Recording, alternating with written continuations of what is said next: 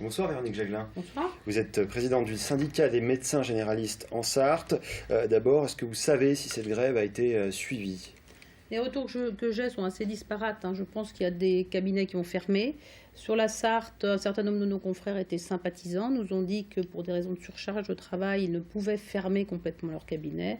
Certains ont assuré uniquement les urgences. Donc un mouvement qui a été suivi partiellement, je dirais, de manière assez disparate sur le département. Est-ce que vous poursuivez le mouvement demain? À titre personnel, oui. Le syndicat MG France appelle à fermer les cabinets demain. Il y a de nombreuses régions où les cabinets vont être fermés pendant plusieurs jours. Au niveau du Mans, je pense qu'un certain nombre de nos confrères continueront le mouvement demain. Oui, alors ce qui a déclenché cette grève, on le disait en préambule, c'est le projet de loi santé qui a été examiné aujourd'hui par le Sénat. Ce qui vous chagrine, c'est la généralisation du tiers payant, c'est-à-dire que les patients n'auront pas à avancer l'argent lors d'une consultation. Est-ce que c'est pas trop difficile à tenir comme discours finalement? Il faut comprendre que la généralisation du tiers payant pour les patients peut apparaître quelque chose d'intéressant, de ne plus avancer les 23 fameux euros de la consultation, c'est le généraliste. Pour le généraliste lui-même, ça consiste à une accumulation de vérifications des droits des patients, de savoir leur caisse de sécurité sociale, quelle est leur mutuelle, de tout enregistrer dans les ordinateurs, de vérifier que les gens ont bien leurs attestations, que leurs cartes vitales sont bien à jour, et ensuite de ça, d'envoyer tout ça par le canal normal et de vérifier que les gens ont bien été payés, parce qu'après, il faut comptabiliser les retours.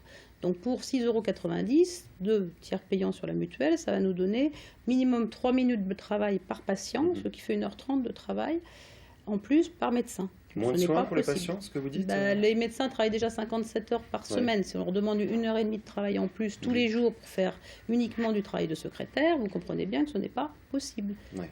Est-ce que vous craignez un appel d'air si les patients ne payent plus le médecin finalement?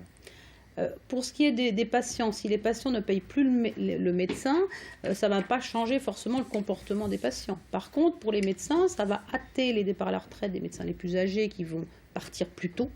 Et ça va retarder, voire rendre impossible l'installation des jeunes médecins qui ne vont pas se lancer là-dedans, alors qu'avec un bac+9, ils feraient autre chose que de faire des vérifications administratives. Oui, alors ce que vous dites dans votre communiqué, 115 médecins généralistes actuellement, 40 de moins à peu près d'ici... Sur la ville du Mans. Oui. Sur la ville du Mans, pardon, d'ici 3 ans. C'est pareil dans le reste du département. Qu'est-ce que vous préconisez pour attirer les jeunes médecins? Il faut que des mesures fortes soient prises en faveur des soins de premier recours et de la médecine générale. Il faut savoir qu'actuellement, un médecin généraliste emploie un tiers de temps plein de secrétariat et que dans beaucoup de pays européens, il y a 2 à 3 temps plein salariés pour un médecin. Donc on a vraiment un retard énorme. Si on veut moderniser les cabinets, il faut des moyens. Oui, les maisons de santé ne suffisent pas. Regrouper, créer une espèce d'émulation avec d'autres praticiens, ça ne suffit pas. Les maisons de santé sont un recours, mais il faut aussi des moyens. Si vous voulez que les médecins arrivent, il ne suffit pas de faire une maison. Encore faut-il qu'il y ait des médecins qui viennent travailler dedans. Donc ça veut dire des moyens en termes de personnel.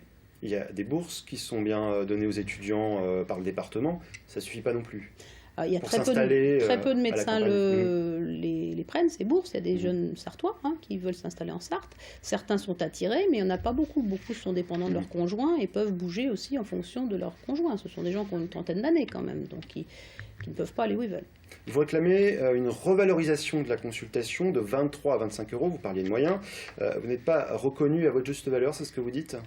Il faut savoir que les spécialistes en médecine générale, les jeunes médecins, sortent avec un bac+9 et un diplôme de spécialiste. Et à la sortie, on leur dit que la consultation est à 23 €, toutes les autres spécialités sont à 25 €. Il s'agit simplement d'une mesure de justice. Merci Véronique Jaglin. Je rappelle que vous êtes présidente du syndicat des médecins généralistes MG 72. Merci.